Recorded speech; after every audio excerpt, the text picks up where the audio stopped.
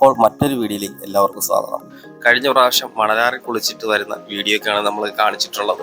അപ്പോൾ അത് കഴിഞ്ഞിട്ട് നമ്മൾ മേഖല ഭാഗത്തേക്കാണ് പോകുന്നത്. പഴയകാല കേരളത്തിൻ്റെ ആ ഒരു ഭൂപ്രകൃതിയും സൗന്ദര്യമൊക്കെ നിറഞ്ഞൊരു പ്രദേശമാണ് ഇവിടം. മേഖലയുടെ ഭാഗങ്ങളെന്ന് പറയുന്നത് നിറയെ പാടശേഖരങ്ങളാണ്. പാടത്തിന് നടുവിലൂടെയുള്ള റോഡും ഇരുവശങ്ങളിൽ പച്ച വിരിച്ച് നിൽക്കുന്ന പാടവും തെങ്ങുകളും ഈ പ്രദേശത്തെ വളരെ മനോഹരമാക്കുന്നു. ആ മുകളിൽ കാണുന്നത് കേരളത്തിന്റെ ഭാഗമാണ്. മലയിറങ്ങി താഴെ വന്ന കാണുന്നത് പാടശേഖരങ്ങളും തെങ്ങും തോപ്പുകളുമാണ്.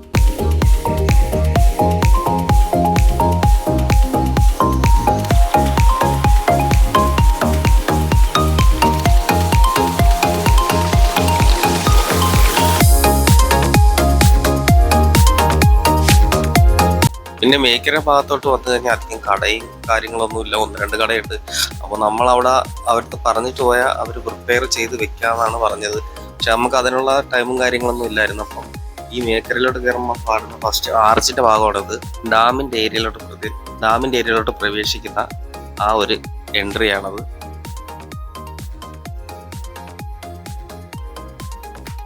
അപ്പോൾ ഈ കാണുന്ന ഡാമിന്റെ ചെക്ക് പോസ്റ്റ് ആണ്. അവിടെ ആരുമില്ല. പിന്നെ അവർ സ്റ്റാഫുകൾ താമസിക്കുന്ന ക്വാർട്ടേഴ്സും കാര്യങ്ങളാണ് ഈ സൈഡിൽ കാണുന്നത്.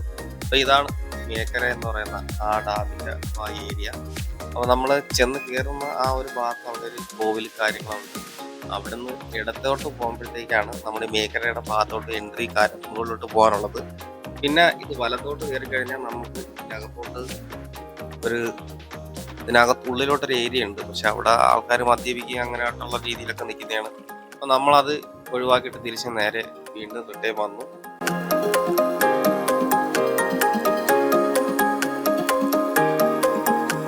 പക്ഷെ നമുക്ക് ഈ താഴെ നിന്ന് ഇങ്ങനെ ഈ ഒരു വ്യൂ കാണാൻ ഭയങ്കര ഭംഗിയാണ് നേരിട്ട്. കാരണം മലയുടെ താഴ്വരയിലായിട്ട് ഈ ഡാമിന്റെ ഒരു പ്രദേശം കാണാൻ നല്ല സൗന്ദര്യം തന്നെ ആയിരുന്നു.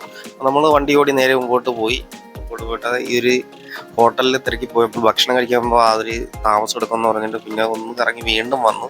അപ്പോൾ നമ്മളോട് കയറാനുള്ളൊരു ശ്രമം നടത്തി അവിടെ സെക്യൂരിറ്റി ചോദിച്ചിട്ട്. അപ്പം പുള്ളിക്കാരൻ പറഞ്ഞെന്ന് അവർ കളക്ടർ ഓർഡർ ഇട്ടിരിക്കുകയാണ്. അതായത് ഇവിടെ ഒരാൾ മരണപ്പെട്ടു, അതുകൊണ്ട് ഇത് ബാൻ ചെയ്തിരിക്കുകയാണെന്ന് പറഞ്ഞു. പിന്നെ നമ്മളവിടെ ഒന്നും സമയം കളഞ്ഞില്ല. പിന്നെ അത് ഓപ്പൺ ആവുന്ന ആ ഒരു നാളിൽ നമുക്ക് മേളിൽ പോയി വീഡിയോ എടുത്ത് എന്നുള്ളൊരു തീരുമാനം എടുത്ത് പോയി. അപ്പോൾ ഈ കാണുന്നതാണ് ചെങ്കോട്ട റെയിൽവേ സ്റ്റേഷൻ. ഇത് ചെങ്കോട്ട ബോർഡർ ഭാഗം കാര്യങ്ങളൊക്കെയാണ്. ഇനിയിപ്പോൾ നമ്മൾ ആഹാരം കഴിക്കാനായിട്ട് കയറി. അപ്പോൾ നമ്മൾ റഹ്മത്ത് എന്ന് പറയുന്ന ഹോട്ടലാണ് കയറിയത്. അതായത് ബോർഡർ ചിക്കൻ എന്ന് പറയുന്ന ഒരു ഫേമസ് ഒരു ഐറ്റം ഉണ്ട്. സംഭവം അത്ര വലിയ സംഭവമായിട്ടൊന്നും തോന്നിയിട്ടില്ല. കാരണം ഒരു സാധാരണ നോർമൽ അവരുടേതായ നാട്ടു കോഴി, അതായത് നമ്മുടെ ഈ കോഴിയുടെ ഇറക്കമായിരിക്കും തന്നെ അവരുടെ ഒരു കോഴിയുണ്ട് അവരുടെ നാട്ടിലുള്ള. ആ കോഴീനെയാണ് ഇവർ പ്രിപ്പയർ ചെയ്ത് നമുക്ക് തരുന്നത്. അപ്പോൾ ഇതാണ് അവരുടെ പുതിയ ഹോട്ടൽ. പഴയ ഹോട്ടലിൽ ഇതിനെ നേരിട്ട് തന്നെ അപ്പുറത്തായിട്ട് കാണാൻ സാധിക്കും. നമ്മൾ വണ്ടി പാർക്ക് ചെയ്ത് നമ്മൾ ഉള്ളിൽ പോയി നമുക്ക് ആഹാരം തരുന്ന വാഴയിലും കാര്യങ്ങളൊക്കെ ആണ്. അപ്പോൾ ഒരു നല്ലൊരു ആംബിയൻസിലായിരുന്നു അവർ ഫുഡ് സെർവ് ചെയ്തതും അതിൻ്റെ കാര്യങ്ങളൊക്കെ നമുക്ക് കൊണ്ട് തന്നത്. അത്യാവശ്യം കഴിക്കാൻ നല്ല രുചിയും ഉണ്ടായിരുന്നു. അപ്പം ഞാൻ ഓർഡർ ചെയ്തതെന്ന് പറഞ്ഞാൽ പൊറോട്ടയും ബോർഡർ ചിക്കനുമാണ്. അപ്പം എൻ്റെ കൂടെ വന്ന സുഹൃത്ത് പുള്ളിക്കാരൻ അദ്ദേഹം മട്ടൻ ബിരിയാണി സെറ്റ് ചെയ്തു. അപ്പോൾ എനിക്ക് ബോർഡർ ചിക്കൻ 2 പീസുണ്ട്. ഒരു പോർഷന് 2 ലെഗ് പീസ്. അപ്പം പുള്ളിക്കാരനൊന്ന് ഷെയർ ചെയ്ത് വന്ന് ഞാനും കഴിച്ചു. അപ്പോൾ അവരുടെ ഈ തേങ്ങ അരച്ചുള്ളൊരു കോഴിക്കറിയുടെ രീതിയിലാണ് ചിക്കൻ കറി നമുക്ക് പൊറോട്ടയുടെ തന്നത്.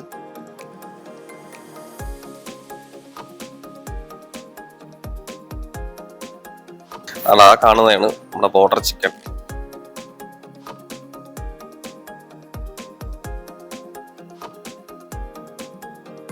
അങ്ങനെ നമ്മൾ അവിടെ നിന്ന് ഭക്ഷണമൊക്കെ കഴിച്ച് നേരെ കുണ്ടാർ ഡാമിലേക്ക് വിട്ടു. അപ്പോൾ ഈ ഐതരുവി വാട്ടർഫോൾസിലേക്ക് പോകുന്ന വഴിയാണ്. അപ്പോൾ ഐതരുവി വാട്ടർഫോൾസൊക്കെ കുറ്റാലും ഐതരുവി വാട്ടർഫോൾസൊക്കെ ഒരു പ്രത്യേകതാണ്. പോണ വഴിക്ക് റൂട്ടൊന്ന് കറങ്ങേണ്ടി വന്നു. കറങ്ങി ചുറ്റി പോയി മോശപ്പെട്ട റോഡിൽ ചെന്ന് കയറി. എന്ന് വെച്ചാൽ റോഡ് മോശമാണെങ്കിലും ആ സ്ഥലം കാണാൻ ഭയങ്കര ഭംഗിയായിരുന്നു. കാരണം വിശാലമായ മാവിൻ തോപ്പും ഈ പേരയ്ക്കയുടെ കൃഷിയും കൊച്ചു നെല്ലിക്കയുടെ കൃഷിയും പിന്നെ അങ്ങനെ പാടശേഖരങ്ങളായിട്ടുള്ള ഒരു പ്രദേശമാണ്. അപ്പം അങ്ങനെ തന്നെ വെച്ച് വിട്ടെന്തായാലും. പിന്നെ അവിടെ ചോദിക്കാന്ന് വെച്ചാൽ വഴിയിലൊക്കെ ആരെയും കണ്ടില്ല. പിന്നെ ഒരാളെ കണ്ടാൽ വണ്ടി നിർത്തിച്ച് ചോദിച്ചപ്പോൾ പുള്ളിക്കാരൻ റൂട്ട് കാണിച്ചു തന്നെ അങ്ങനെ ആ റൂട്ടിലേക്ക് കയറി. അപ്പോൾ പോകുന്ന വഴിക്കൊക്കെ നല്ല രീതിക്ക് മയിലിൻ്റെ സാന്നിധ്യം ഉണ്ടായിരുന്നു. ഈ ഒരു വീഡിയോയിലൊരുത്തം പറയുന്നുണ്ട് ഈ മയിലിൻ്റെ സാന്നിധ്യം കൂടുതലുള്ള സ്ഥലത്ത് വരൾച്ച കൂടുതലുണ്ടാവുന്നു. എന്നാൽ ഈ പ്രദേശം കണ്ടിട്ട് ആ വീഡിയോയിൽ പറയുന്നവന് വട്ടാണെന്നാണ് എനിക്ക് തോന്നുന്നത്.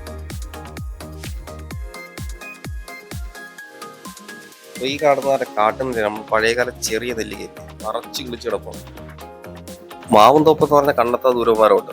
പക്ഷെ നമ്മളൊക്കെ മാവ് വെച്ചാൽ 3 ഏണി വെച്ച് കെട്ടിയിട്ട് വേണം മാങ്ങ ഉറക്കി. ഇവിടെയൊക്കെ പറഞ്ഞാൽ വളരെ പൊക്കം കുറഞ്ഞാണ് കായ്ഫലം കിട്ടും. പിന്നെ നമ്മൾ അന്യ സിനിമ വരുന്നതിനൊക്കെ ദുര കുറെ പോത്തും കാളയെല്ലാം കൂടെ ഒക്കെ ആയിട്ട് ഒരാൾ കൺട്രോൾ ചെയ്ത് കൊണ്ടുവരുന്നുണ്ട്.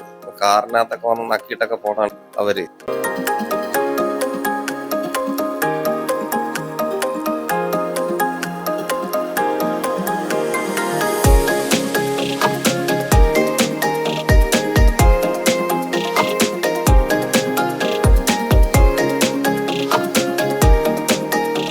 അപ്പോൾ എന്തായാലും നമ്മൾ കറങ്ങി ചുറ്റി അടിച്ച് എന്തായാലും നമ്മുടെ ഗുണ്ടാറ് സ്പോട്ടിലോട്ട് എത്തി. അപ്പം നമ്മൾ ഗേറ്റിലോട്ട് കയറുന്ന സമയത്ത് അവർ കാറിൻ്റെ ഒരു ചാർജ് ഫീ ആയിട്ട് അതിൻ്റെ ഒരു എൻട്രി പാസ് 50 രൂപ വാങ്ങിച്ചിട്ടുണ്ട്. അപ്പോൾ ഇവിടെ നിറയെ ജീപ്പുണ്ട്. കാരണം ഇതിൻ്റെ മുകളിലായിട്ട് ഈ പ്രൈവറ്റ് വാട്ടർഫോൾസ് എന്ന് പറഞ്ഞ 6-7 വാട്ടർഫോൾസ് ഉണ്ട്. അപ്പോൾ ആൾക്കാരുടെ പ്രോപ്പർട്ടിക്കകത്ത് കണ്ട് നിൽക്കുന്നതാണ്. അപ്പോൾ അവിടെ സവാരി പോകാനുള്ള ജീപ്പുകളും കാര്യങ്ങളൊക്കെ ഒരുപാട് കിടക്കുന്നുണ്ട് അവിടെ. പിന്നെ നമ്മൾ മുമ്പിൽ വന്നപ്പോൾ ഇനി ഇതിൻ്റെ അടുത്ത് എൻട്രി പാസ് മേടിക്കണം. അപ്പോൾ 5 രൂപയാണ്. പുള്ളിക്കാരന് 10 രൂപ കൊടുത്ത് പാസ്സൊക്കെ മേടിച്ച് നമ്മൾ അതിൻ്റെ അകത്തേക്ക് കയറി. ഇതിനകത്തോട്ട് കയറുമ്പോൾ തന്നെ ഇതിൻ്റെ 2 സൈഡിലായിട്ട് കുട്ടിയൊക്കെ കളിക്കാനുള്ള രീതിയിലുള്ള കുറച്ച് സെറ്റപ്പും കാര്യങ്ങളൊക്കെ ഉണ്ടാക്കി വെച്ചിട്ടുണ്ട്. പിന്നെ നല്ല വൃത്തിയായിട്ട് നീറ്റ് ആൻഡ് ക്ലീൻ ആക്കി ഇട്ടിട്ടുണ്ട് ഈ പ്രദേശം. അതെന്തായാലും വളരെ ഒരു സന്തോഷകരമായിട്ടുള്ള കാര്യം. മിക്കവാറും നമ്മൾ ഈ തമിഴ്നാട് ഏരിയയിൽ പോയി കഴിഞ്ഞാൽ വളരെ വലിച്ചു വാരിയിട്ടിരിക്കുന്ന ഒരു രീതിയിലുള്ള പരിപാടിയാണ് അവിടെ മിക്കവരും ചെയ്യുന്നത്. അപ്പോൾ ഈ പ്രദേശം കണ്ട അങ്ങനെയല്ല, നല്ല രീതിയിൽ വൃത്തിയായിട്ട് അവർ മാക്സിമം സൂക്ഷിക്കുന്നുണ്ട്. പിന്നെ വരുന്ന ചില ആൾക്കാർ എത്ര പറഞ്ഞാലും അവരെ തനിക്കുടം കാണിക്കും, അവരെ പറഞ്ഞിട്ടും കാര്യമില്ല. അപ്പം ഇതാണ് നമ്മൾ ഈ കാണുന്ന ഗുണ്ടാർ ഡാം. ഇത് ഒരുപാട് സിനിമയൊക്കെ ഷൂട്ട് ചെയ്ത പ്രദേശമാണ്. ഇവിടെ നമ്മുടെ അന്യ സിനിമയൊക്കെ ഷൂട്ട് ചെയ്തിട്ടുണ്ട്. ഇതിൻ്റെ മുകളിൽ ചുറ്റുപാട്ട് സീനൊക്കെ, അതിനൊക്കെ നിരവധി സിനിമകൾ. ഗുണ്ടാരു അണക്കെട്ട് പശ്ചിമഘട്ടത്തിലെ തമിഴ്നാട്ടിൽ മറിഞ്ഞിരിക്കുന്ന ഒരു രത്നം പ്രകൃതി സ്നേഹികളെ ആകർഷിപ്പിക്കുന്നു. തമിഴ്നാട്ടിലെ സെങ്കോട്ടയിലെ പശ്ചിമഘട്ട മലനിരകളുടെ നടുവിലുള്ള ഗുണ്ടാരു അണക്കെട്ട് പ്രകൃതിയുടെ സൗന്ദര്യത്തിന്റെയും മനുഷ്യന്റെ എഞ്ചിനീയറിംഗ് വൈദഗ്ധ്യത്തിന്റെയും തെളിവായി നിലകൊള്ളുന്നു. 1983 സ്ഥാപിതമായ ഈ അണക്കെട്ട് തിരുനെൽവേലി തെങ്കാശി ജില്ലയിലെ ഒരു വിനോദസഞ്ചാര ആകർഷണമായി മാറിയിരിക്കുന്നു. ഇത് ശാന്തതയും ആകർഷകമായ കാഴ്ചകളും പ്രദാനം ചെയ്യുന്നു. 389 മീറ്റർ നീളവും 36.10 മീറ്റർ ഉയരവുമുള്ള ഗുണ്ടാരു അണക്കെട്ട് 25 ദശലക്ഷം ഘനയടി വെള്ളം ഉൾക്കൊള്ളുന്നു. അയൽഗ്രാമങ്ങളിൽ ജലസേചനം ഉൾപ്പെടെ ഒന്നിലധികം ആവശ്യങ്ങൾ നിറവേറ്റുന്നു. സരൾവിഴ പോലെയുള്ള ഇവന്റുകളിൽ ഇത് ഉയർന്ന ജനപ്രീതി ആസ്വദിക്കുന്നുണ്ടെങ്കിലും ഓഫ് സീസണിൽ ജനക്കൂട്ടം കുറയുമ്പോൾ പ്രദേശവാസികൾ യാത്രക്കാർക്കും ഒരുപോലെ ഒരു അനുയോജ്യമായ വാരാന്ത്യ കൂടി ആണ് ഇവിടം.